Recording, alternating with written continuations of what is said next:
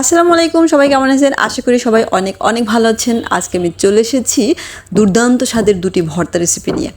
আমার এই দুর্দান্ত স্বাদের দুটি ভর্তা রেসিপির জন্য যেসব ইনগ্রেডিয়েন্ট আমি ব্যবহার করেছি সেটা হচ্ছে চিংড়ি মাছ, বরবটি, কাঁচা পেঁয়াজ, মরিচ আর হচ্ছে নারকেল। তো চলুন দেখা যাক কীভাবে আমি এই ভর্তা দুটোকে রেডি করি। তো প্রথমে হচ্ছে আমি বরবটিগুলোকে হচ্ছে ধুয়ে পরিষ্কার করে তেলের মধ্যে সেদ্ধ করে নিয়েছি। লবণ আর বরবটি তেলের মধ্যে দিয়ে দেন আমি কিছুক্ষণের জন্য ঢেকে দিয়েছিলাম চুলার আঁচটা কমিয়ে। তো হচ্ছে আমার বরবটিগুলো সেদ্ধ হয়ে গেছে, এবার আমি এগুলোকে তুলে নেব। চুলার আঁচটা কমিয়ে না দিলে আবার বরবটি পুড়ে যাবে, যাই হোক। তো হচ্ছে আমার বরবটি ভাজা হয়ে গেছে। এবার হচ্ছে আমি মরিচগুলোকে ভেজে নেব। ভালো করে উল্টে পাল্টে মরিচগুলোকে ভেজে দেন হচ্ছে গিয়া আমি চিংড়ি মাছটাকে ভেজে নেব। আর চিংড়ি মাছটা একটু মোটামুটি বড় সাইজের ছিল, মানে একদম মাঝারি সাইজের ছিল।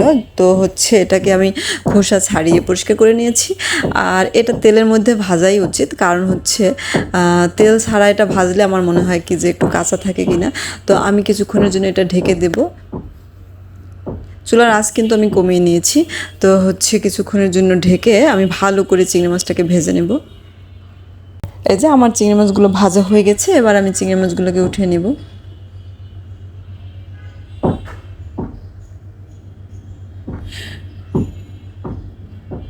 আমার সবগুলো উপকরণ রেডি হয়ে গেছে। এই যে দেখেন, বরবটি ভাজা, মরিচ ভাজা আর চিংড়ি মাছ ভাজা আর কাঁচা পেঁয়াজ, লবণ আর হচ্ছে নিয়েছি নারকেল। তো এবার আমি হচ্ছে এগুলোকে বেটে নেব। এটার জন্য প্রথমে হচ্ছে আমি পেঁয়াজ আর মরিচ দুটি ভর্তার জন্যই একসাথে বেটে নেব। তারপরে হচ্ছে আমি নারকেল বাটার জন্য আলাদা করে রাখবো মরিচ বাটাটা।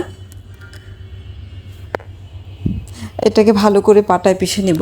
আর ভর্তার জন্য কিন্তু হচ্ছে যারা পাটায় পিষতে না চান তাদের জন্য কিন্তু একটা ব্যবস্থা আছে, সেটা হলো একটা মাটির একটা পাত্র কিনতে পাওয়া যায়, ওটাতে ভর্তা পিষে যায়। আমি ওটার নামটা ভুলে গেছি, যাই হোক।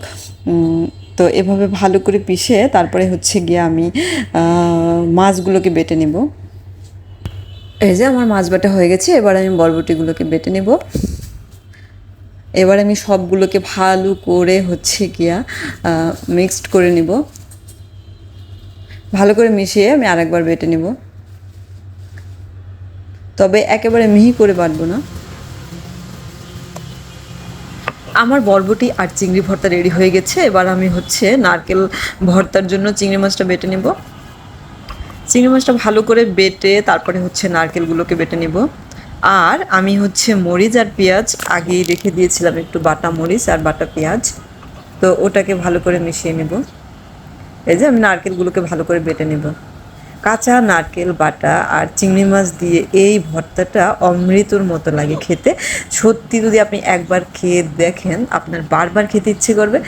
আর এই ভর্তা এই যে আমার হচ্ছে গিয়া একবার পেশা হয়ে গেছে। এবার আমি মরিচটাকে মিশিয়ে নিলাম, পেঁয়াজ আর মরিচ মানে আমি বেটে রেখেছিলাম, ওই যে একসাথে আমি বেটে নিয়েছি দুটো ভর্তার জন্যই। তারপরে হচ্ছে আমি নারকেল ভর্তার জন্য আলাদা করে রেখে দিয়েছিলাম, সেটা দিয়ে দিলাম আর পরিমাণ মতো লবণ দিয়ে দিলাম। এবার আমি আরেকবার ভালো করে বেটে নেব। এই যে আমার হচ্ছে নারকেল ভর্তাও রেডি হয়ে গেল। এবার একটি পাত্রে আমি এটাকে উঠিয়ে নেব। আমার দুটি ভর্তাই রেডি হয়ে গেছে। এই যে আমার ভর্তা দুটো, এই ভর্তা গরম ভাতের সাথে যে খেতে কি পরিমাণ মজা, আপনি নিমিষেই 2 প্লেট ভাত খেয়ে ফেলতে পারবেন এই ভর্তা দিয়ে। যদি আপনি একবার খান আপনার বারবার খেতে ইচ্ছে করবে। দারুণ হয়েছে কিন্তু আমার ভর্তাটা। Thank you so much. আল্লাহ হাফিজ, বাই বাই, টাটা।